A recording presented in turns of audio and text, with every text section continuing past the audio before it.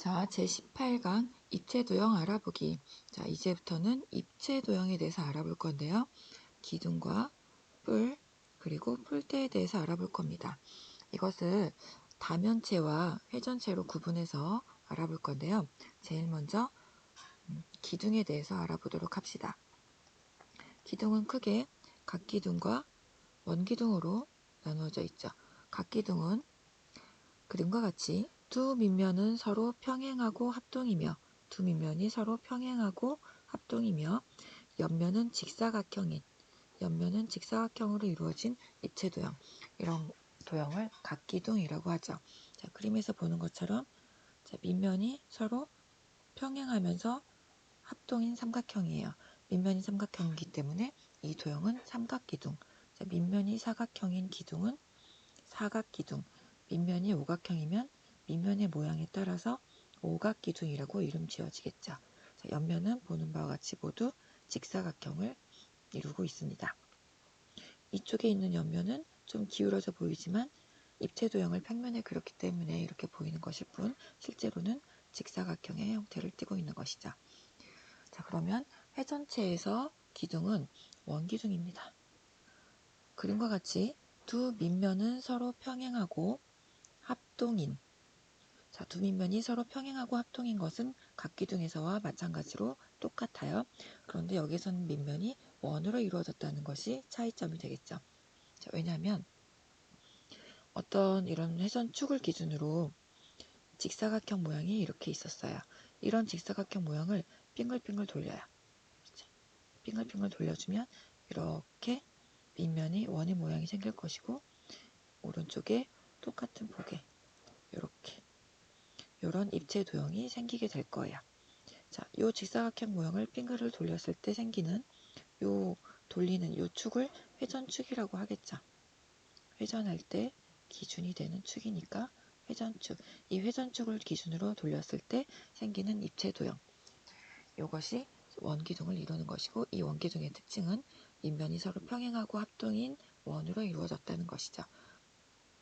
각기둥의 옆면은 직사각형이지만 원기둥의 옆면은 구분면이기 때문에 어떤 모양이라고 정의하지는 않습니다. 자, 다음은 뿔에 대해서 알아볼게요.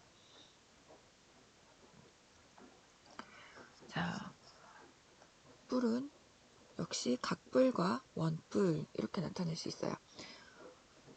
다면체에서 각뿔은 밑면이 다각형이고 옆면은 삼각형인 입체도형입니다. 자, 밑면은 다각형, 이렇게 삼각형, 사각형, 오각형. 자, 각기둥에서와 마찬가지로 밑면의 모양이 그 뿔의 이름을 정해주는 것이죠. 삼각형이면 삼각뿔, 사각형이면 사각뿔, 밑면이 오각형이면 오각뿔. 자, 이때 옆면은 삼각형이 됩니다. 자, 각기둥의 옆면과 비교해서 한번 볼까요? 각기둥의 옆면은 사각형이었지만 뿔의 옆면은 삼각형이 됩니다. 모든 옆면이 한 점에서 만나기 때문에 삼각형이 되는 것이죠. 이것을 특별히 꼭지점 중에서도 우리는 각뿔의 꼭지점이라고 불렀어요.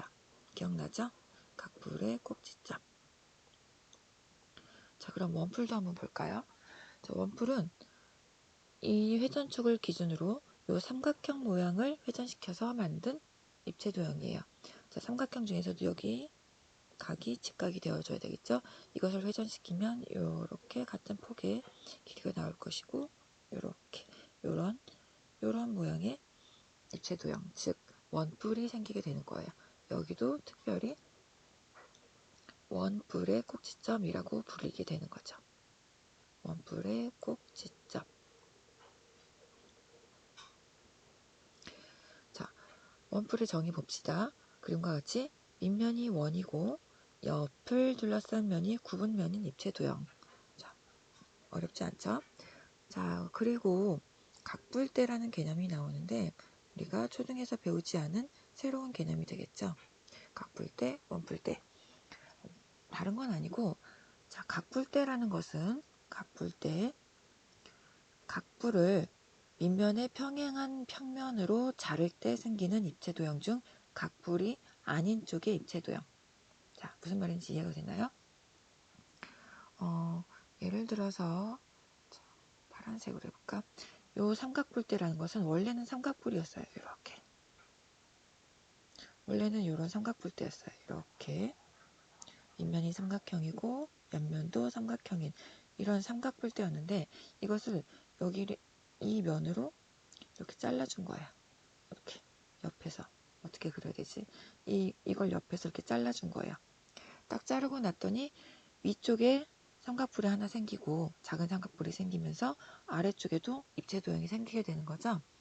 이것을 샥 정리해주면 위쪽에 있는 삼각뿔이 아닌 이 아래쪽에 남은 입체 도형, 이것이 삼각뿔대가 되는 거예요. 자, 사각뿔대도 마찬가지로 원래는 사각뿔이었을 이 입체 도형을 댕강 잘라서 위쪽에 있는 사각뿔을 제외한 나머지 아래쪽에 있는 부분을 사각뿔대라고 하는 거예요. 오각뿔대도 마찬가지. 자, 그렇다면 이 각뿔대는 어떤 특징을 가지냐면요. 밑면의 모양에 따라서 각뿔대의 이름은 정해져요. 이건 어렵지 않죠. 밑면이 삼각형이면 삼각뿔대, 사각형이면 사각뿔대, 오각형이면 오각뿔대가 되겠죠. 자, 그리고 밑면을 평행하게 잘랐기 때문에 두 밑면은 서로 평행합니다. 얘네는 서로 평행해요. 자, 그렇지만 합동은 아닙니다. 평행하지만 합동은 아니에요. 이렇게. 알겠죠? 자, 각뿔의 일부분을 잘라냈기 때문에 위에 있는 면은 더 작고 밑에 있는 면은 더 크게 돼요. 합동은 아니고 평행은 해요. 자, 모양을 봤을 때는 각뿔과 거의 흡사하다고 볼 수 있어요. 각뿔과 잠깐 비교해 볼까요? 이렇게. 자, 각뿔은 옆면이 직사각형이었죠. 차이점을 보자면 각뿔대는 옆면이 사다리꼴이 됩니다. 각뿔대의 옆면은 사다리꼴이 되는 거죠. 자, 그러면 모양면에서 봤을 때만 살짝 차이가 있을 뿐 각기둥과 각뿔에서는 면의 수라든지 꼭지점의 수라든지 모서리의 수가 모두 각기둥과 같은 방법으로 이해할 수가 있는 거예요. 이게 되나요? 자, 그 다음 회전체에서 원뿔대. 회전체에서 원뿔대. 얘를 보면 얘는 원뿔을 밑면에 평행한 면으로 자를 때 생기는 입체 도형 중 원뿔이 아닌 쪽의 입체 도형. 마찬가지로 원뿔이었던 입체 도형을 이렇게 원뿔이었겠죠? 큰 원뿔이었던 입체 도형을 이 면으로 이렇게 잘라준 거예요. 샥 밑면에 평행하게. 그리고 위쪽에 있는 거 버리고 이 아래쪽에 있는 입체 도형을 우리가 원뿔대라고 하자는 것이죠. 자, 그렇다면 당연히 얘도 서로 평행하고 크기는 다르기 때문에 합동은 아닌 것이죠. 자, 얘도 마찬가지로 회전체이기 때문에 회전축을 기준으로 이렇게 생긴 위아래 여기가 직각인 사다리꼴 모양을 회전시켰을 때 이렇게 회전시켰을 때 생기는 입체 도형, 즉 회전체가 됩니다. 되나요?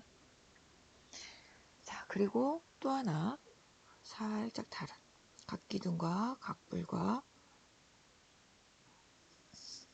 뿔대를 봤는데 마지막으로 구. 자, 구는 그냥 공이죠. 공이라고 생각하면 제일 쉬울 거예요. 자, 공. 이런 농구공, 야구공, 테니스공 같은 것 같은 모양의 입체 도형. 그럼 이것도 회전체에 속하죠. 어떤 회전축을 기준으로 이렇게 반원 모양을 슝 회전시켜주면 이렇게 구 모양의 입체 도형이 나오고 이것을 구라고 하는 거죠. 이 구도 구의 중심이 있겠죠. 자, 이것도 같이 문제 풀어보면서 우리 좀 더 이해해 보도록 하겠습니다.